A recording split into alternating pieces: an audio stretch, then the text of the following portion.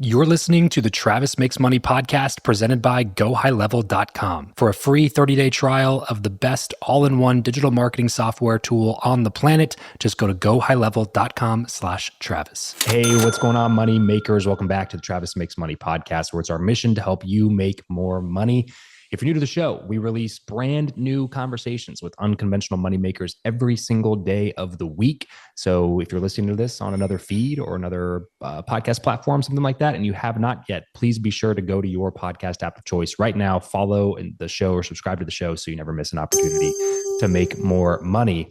Today on the show, we're going to be talking all about your mindset when it comes to making money with my new friend, John Hankins. John is a licensed social worker and certified financial therapist. His skill set includes extensive experience in financial and personal management and an approach that includes compassion and accountability. He works with his clients to help them understand their relationship with money, how their feelings about money drive their thoughts and actions with money, and how to use this to build a positive future. So John, what's up? Welcome to the show. Hey, thanks, Travis. I'm really glad to be here. So let's jump right in and tell me how you made your first dollar ever, and then how you made your most recent dollar. Okay, wow. My first dollar ever was delivering newspapers, which Love is it. an obsolete occupation, I think, on a bicycle. On a Newspapers bicycle. on a bicycle, yeah. How old were you? You know, I really wish that I could nail that down. I I must have been around 12, maybe 12 or 13, because Oh, wow. Okay. I had a couple different paper routes, and I really would like I basically all the other pieces of money making in my life. I can give you chapter and verse when it happened. That particular piece, um, I guess sixth, seventh grade, something like Okay. that. And do you remember how much you got paid to do that? No, I really Not don't. much. Must have been like $5 a week, maybe something like that. Yeah. Yeah. Not much. Not much. Not All much. No. right. Now tell me how you made your most recent dollar. What do you do now? Um, I made my most recent dollar. Well, I guess I made it this morning. I was had a session with a client as I'm a financial therapist for him and I would say a financial coach. He Hmm. actually is a uh, he has a contract relationship with the company he works for. So he's a small business owner, but Okay. you know his income's in the hundreds of thousands a year, and so I help him with some of that management as well. Yeah. So tell me about this title, certified financial therapist. Usually you hear of CFPs, certified financial planners. How does one become a certified financial therapist, and what would you say you do for people? What do you help people with? Because so a certified financial therapist is someone who has been certified by the Financial Therapy Association, which is an organization that's been around for about 15 years, that is actually made up of individuals that have a mental health credential, like me, like a social work credential, psychologist, Okay. marriage and family therapist, or a certified financial planner, some kind of financial planning, accredited financial counselor in that range, some kind of credential there. In both cases, so it's kind of a continuum, we are all interested in this whole issue of wellness and money, whether we're coming at it from a mental health side or as a financial planner, seeing that it can't just be giving somebody a plan. There's a lot of emotion, Hmm. a lot of the whole question of the relationship with money, being able to execute on plans, all those different pieces.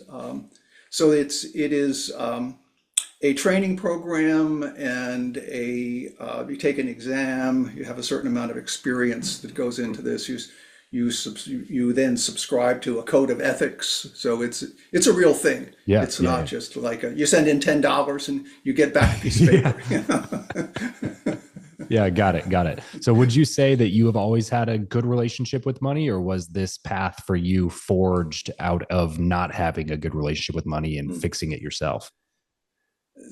Interesting question. I would say on the one hand, I grew up in a household where especially my mother was always very resentful of people that had more than she did.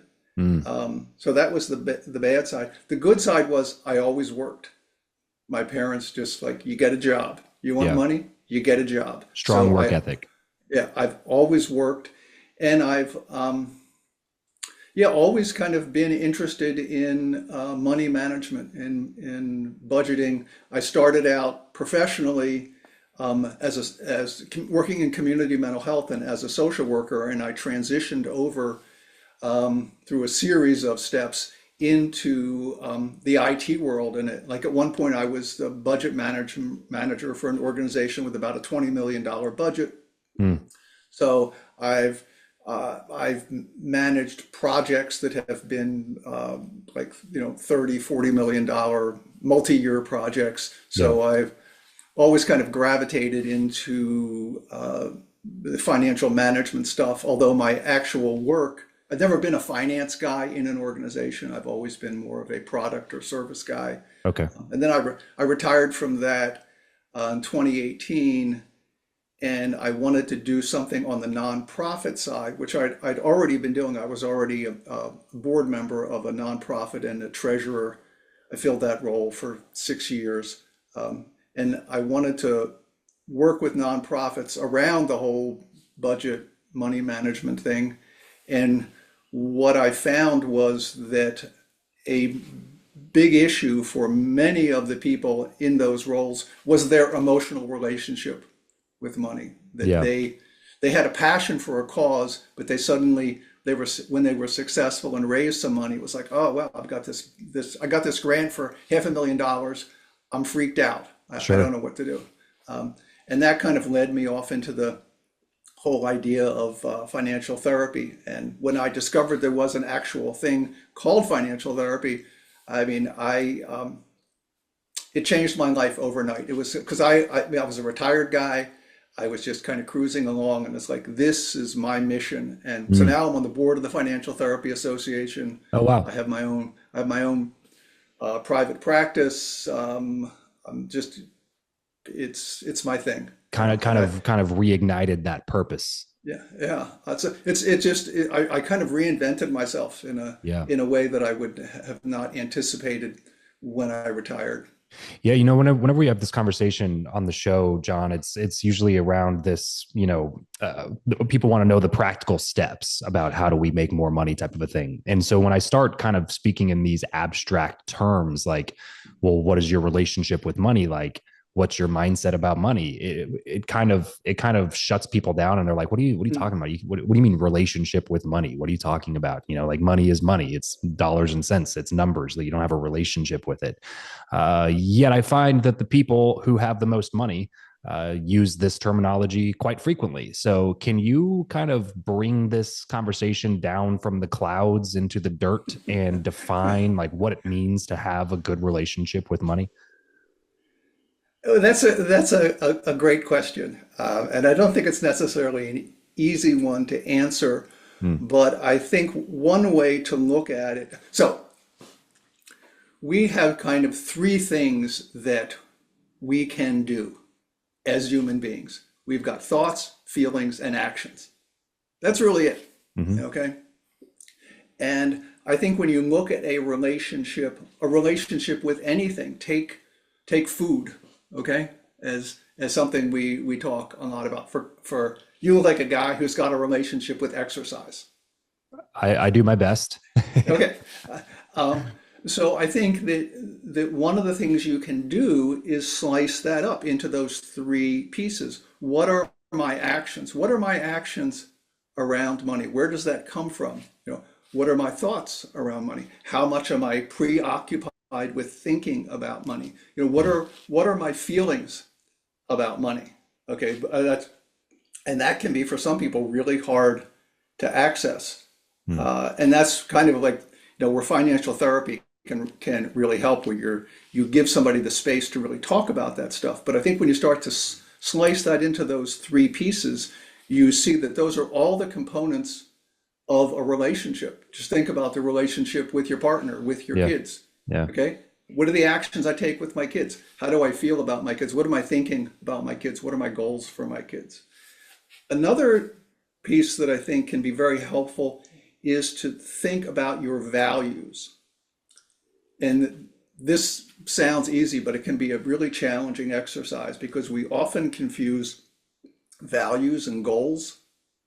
Okay, my value is I want to make, $200,000 this year. You know, that's not really a value. Yeah. That's a specific goal. Think about values as a direction. Sure. Okay, if you're saying my value is I want to go west, it's not I want to reach San Francisco. That's not your value. That might be a goal along the way, and it might be that your goal was $200,000, but your value is to create more financial security. Yeah. And that may be an even bigger value. It might be my value is really to provide for my family. Sure. So you really have to drill down in through those thoughts, feelings, and actions. Okay, I'm doing this thing. I've set this thing. Well, why have I done that? Start to take that apart. And I think when you get to something that really is a value, then you kind of reverse engineer it. Okay, if this is really my value, what am I doing to pursue that value? I think where we can see kind of a discontinuity is, and particularly around money. Okay, that people I want to earn more money, but really, what's my value? Well, my value has something to do with more leisure time. My value is really being with my family. Yeah. And so I think the value is like the person you are along the way to the goal, like the filter through which you make the decisions that will affect your ability to achieve the outcome. fair enough. Yeah, Yeah. I think I think you can look at it kind of the other way around as well. That when I look at the goal, that is an instantiation of the value, right? That's the being that the value should underlie that goal. Yes. Yeah. That's more what I was trying to say. Yes, Yeah, exactly. Yeah. yeah, So essentially your relationship, it's difficult. It's difficult to figure out the practicality of how you're going to make money if you don't first address these root issues that could be affecting your overall ability or your belief in yourself to be able to even go out there and make that work, make it happen in any way. Because there's a story that you might be buying into that you learned from subconsciously from your parents growing up, because whatever it was, turn yeah, off the lights or close the refrigerator door or don't let the air out, or we're not paying to cool down the outside or whatever. And you take all yeah, these different beliefs that have just been forced into your mind from culture, from watching movies that tell you that rich people are all arrogant and rude and they're a-holes and they've only gotten where they've gotten because they're tearing other people down and they're not adding value to the world. And so you tend to internalize these beliefs and these thoughts, and your relationship with money is that, to where you start looking at, well, I want to go make more money, and then you have this mental block that's like, well, that's bad. That's greedy. You should just be grateful for what you have. And it's like, okay, yes, gratitude's very important, but also abundance is also important. Abundance, and there's zero things wrong with that. And in my experience, the people who I know who have a good amount of money, they tend to be really abundant minded people. They want to give, they want to help, they want to add value to the world around them. They're providing jobs, they are solving a problem in their community, but we've been kind of fed a lot of these different thoughts and beliefs around money that will prevent us from being able to even take that first step toward securing a better future for our families. yeah. I think that's a really fair point. Um, Is it? but I did want to, you wanted me to bring it down out of the clouds. Yes, please. Have I done that at all? Because I think you're asking, it really is a great question. What does it mean to have a relationship with X, Yeah. No, I think so. X? Yeah, because that's all I want is like to put definition on the term, which you did to take it into a relationship. Okay, what does that mean? Well, it's what are your thoughts around money? What are your feelings around money? And what are your actions around money? And if you start examining those things at their core, you'll probably uncover some things that are detrimental to all of the effort that you've been trying to put toward making money, because you're actually holding yourself back from making the money that you say that Mhm. you want to make, because your action isn't lining up with your thought, or your belief is in direct opposition to your feeling or something like that. And it's like, well, you have to fix some of these things first. These are foundational problems that are happening inside of your own mind that are preventing you from going out and like whatever it is, making the sale or starting the side hustle or asking for a promotion at work or negotiating a raise on your salary, whatever those things are. You have some sort of internal belief that needs to be addressed before you can actively take those action steps and see some results in your life. Yeah, it brings to mind for me what I've encountered uh, is people that are making poor decisions around their own money management, so they can never achieve, launch velocity, kind of. Mm, That I think in this whole journey that we're on to accumulate wealth. Let's just kind of call it what it is. mm-hmm. That as adults, that's one of the things that we want to do. Sure. And I can look at and I've been reasonably successful at that.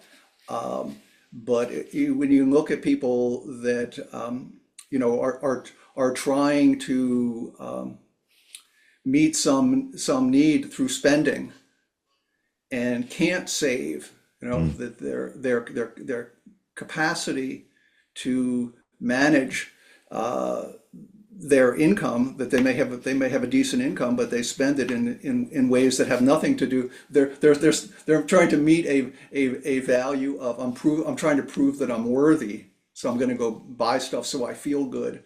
mm. I think when you get into those sorts of things, then you have a really fundamental problem where you can't sort of move forward into the next steps. Yeah, it's interesting. The more I study everything in this space when it comes to abundance in any area, whether it's health, it's fitness, it's money, it's spirituality, whatever it is, everything kind of stems from your relationship with you.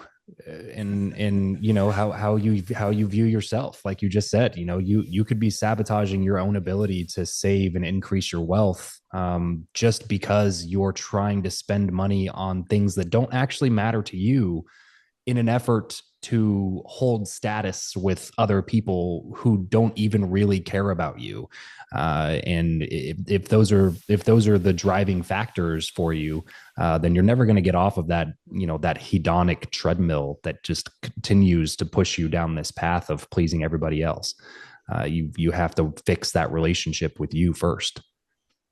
Absolutely, yeah, yeah. I was just as you were saying that, I was just thinking of a couple that I was dealing with, where from the outside things looked like they were doing great, and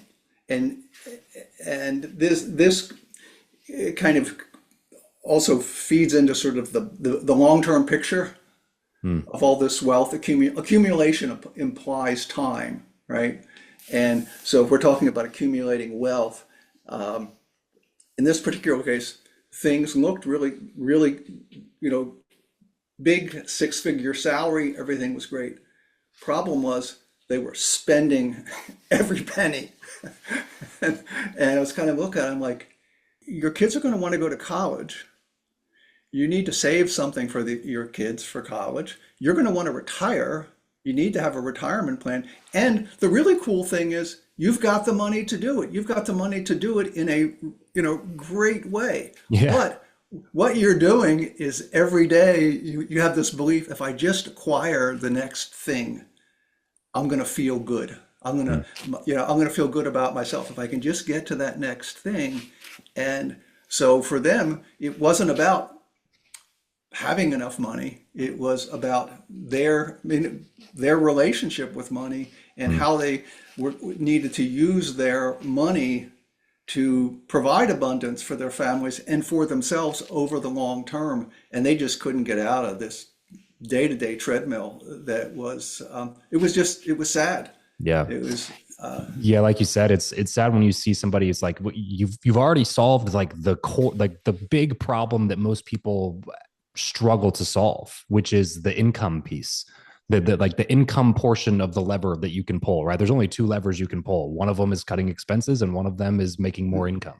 It's like the one that most people struggle with is making more income because it seems so out of touch. It seems so out of reach. If you have never been able to make good money, you don't have a college degree, and you weren't afforded opportunity, you don't know any millionaires or anything like that, and you're making $42,000 a year, it can seem crazy to go from 42 to 170. So to see somebody who's making the good money right now, but then to see that you just they can't there's something in their mind that tells them that they have to keep up with the Joneses to the degree where they have $0 left over even after they've already solved the core problem of earning more money, it just speaks to how important the work is that you're doing, which is what people's thoughts, feelings, and actions are when it comes to actually managing their finances. So I imagine you got to have story after story of of that type of a thing in the work that you do now.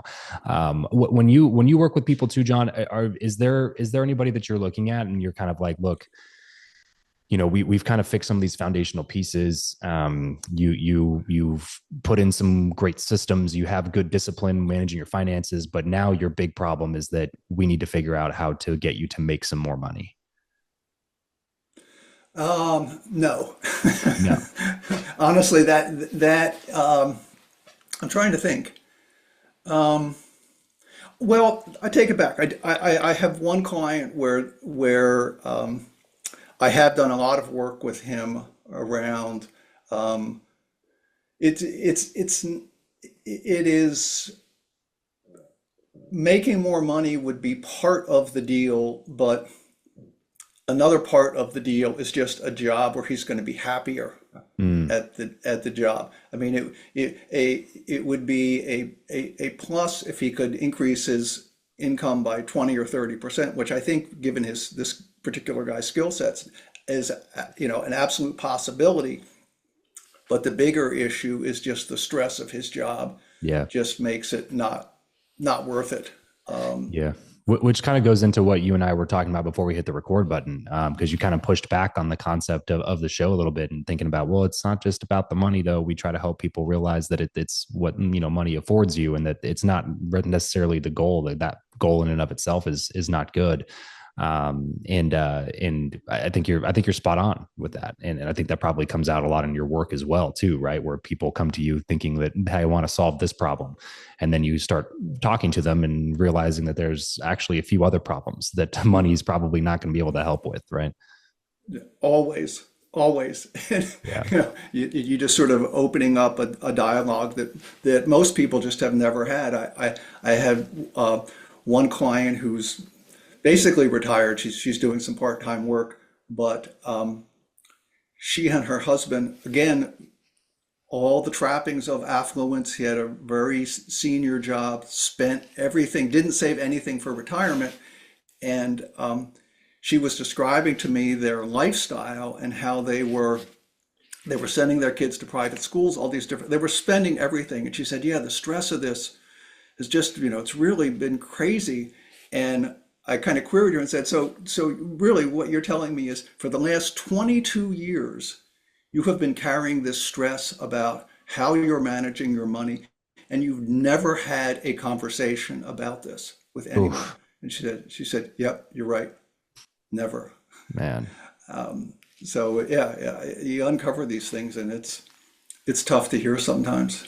Yeah, no kidding. That's another reason why I like having the show too, is like some things for whatever reason culturally are just they're frowned upon to talk about. And money's one of those things that it's just it's uncouth. There it's not classy to talk about money, to bring up money. But it's one of the core things that most people are thinking about on any given second of any given day. especially if you're the main provider in your family. You're constantly thinking about money. So if we can't normalize the conversation around it, how do we expect to solve the problems that are at the root of our inability to increase earnings or to build the life of abundance that we want to build, if we can't even talk through the problems with our friends, with the people that are closest to us, with our spouses, with a mentor or something like that? If you're too afraid to talk about it and you're too embarrassed to admit that you need help, then you're never going to find the help that you need. We got to be able to normalize the conversation a little bit more. Completely. That was great. I just 110% am behind you on that, because I think that, and this is a gripe I have with kind of traditional mental health profession, and that's why I was really so excited about learning about financial therapy, is that we have known for, since Sigmund Freud, that money is a big emotional thing, but the mental health profession, it's always been off the table. Yeah, and there's just nothing that anybody that I can see on the mental health side of things that has really stepped up to that question. With there's a few exceptions to that, but in general, it's money just is not part of what you bring into therapy. Yeah. It's weird. Yeah, it really is. No, it really is. Like I said, considering how much everybody thinks about it, and like how big of a part it is of our lives, and that it's like the number one cause of divorce, and it's the number one cause of breakage in relationships. And it's like, well, we got to be able to talk about it then without feeling judged, without feeling like, again, like you're embarrassed or that you're less of a man or less of a provider because you need help with this area. It's like, well, if you're not willing to talk about it, you're never going to get it anyway. So like, you're just going to internalize that, never solve the problem. And like you said, then you end up 22 years down the road, just still stressed out, never solve the problem, just because you're not willing to have the uncomfortable conversation because it might be frowned upon. This is silly. It's nonsense. And we're doing it to ourselves. Yeah, and I think in some ways it can be even it's even simpler in a sense that in some cases all you really want to do is talk about it. You just have this feeling and you're carrying all this stress, and you're not even trying to change how much money you have. You just want somebody to hear that you have stress, and give you some empathy. Right. But instead, it's just, okay, can't share this with anybody because that's not how we do it in our society. Well, John, this has been fascinating. You have opened my eyes to a new line of work, being a certified financial therapist. If somebody's listening right now and they're like, man, how do I get in touch with a certified financial therapist? Something I can just Google? Is there a place that I should go to make sure that they're legit? Can they work with you? What should the next steps be for them? Sure. So there is the Financial Therapy Association, financialtherapyassociation.org. There is a directory there of financial therapists, which includes people that are both certified financial planners as well as licensed mental health professionals. So if you're coming in and you're ready to work on a financial plan, but you want somebody who's going to really listen to you at the same time, then a financial planner might be the right side. If you're somebody where you can see you've got some, kind of some level of dysfunction or just some heavy emotional burden that you really want to talk to somebody about, and money's kind of at the core of that, then the mental health side might be a better piece of that. But anyway, that's a great place to start. I have a website. It's www.financial-therapy.me, which has got videos on it. They just want to learn about financial therapy. There's absolutely no obligation. I'm not trying to hook people into, okay, now I want to sign you up. I'm kind of here, part of my mission is to tell people about financial therapy and get them interested. Financial-therapy.me to go get some more resources from John. John, I really appreciate you coming on the show and sharing some of these things. I think this is where the majority of us need to start, is just addressing these foundational pieces before we go out into the world and try to actually take the practical steps into making more money. So thank you for being here. Everybody else listening, tuning in, remember, money only solves your money problems, but it is a little bit easier to solve the rest of your problems if you got some money in the bank, some security on that side. So let's solve that problem first here on the Travis Makes Money podcast. Thanks for tuning in. We'll catch you next time. Peace out.